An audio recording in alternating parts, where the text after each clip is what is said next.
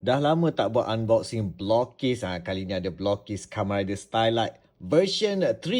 Inilah karakter-karakter yang boleh dapat. Ni masih lagi seal. Dan dalam ni ada 9 kotak kecil sahaja, tetapi in total ada 12 karakter, termasuk 3 secret yang korang boleh dapat. So inilah dia case yang bila kita buka, dan ada 9 kotak individual. Dan ini ialah main feature dia, ialah 01 Shining Assault Hopper di tepi ni, dan di belakang ni ada sikit komik dia. Inilah rupanya karakter-karakter yang korang dapat dalam volume ini. Seperti biasa, kita start dengan kotak yang pertama. Beratnya ialah 48 gram. Dalam ni ada 2 blind bag sahaja. Mungkin kita dapat tahu siapa kita dapat melalui sini.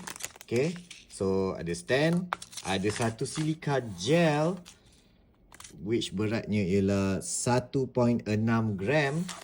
Okay, and dapat satu. Oh, okay, inilah dia. Oh, terus dapat dia yang main feature kat depan ni, iaitu Shining Assault Hopper 01 Shining Assault Hopper.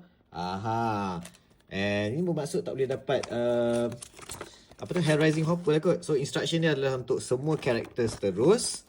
And then confirmkan kita dapat 01 Shining Assault Hopper.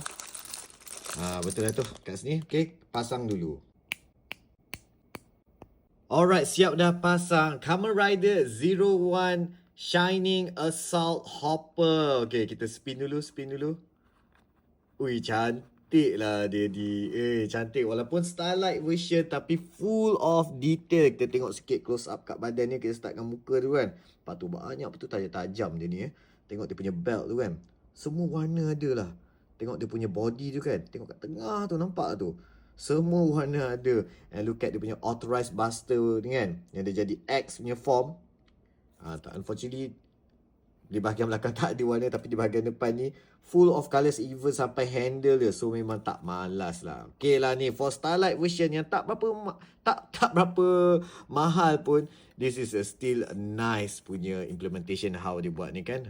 So what do you guys think about Kamen Rider 01 Shining Assault Hopper? So first case dapat dia ni. Now, kotak nombor berapa pula next?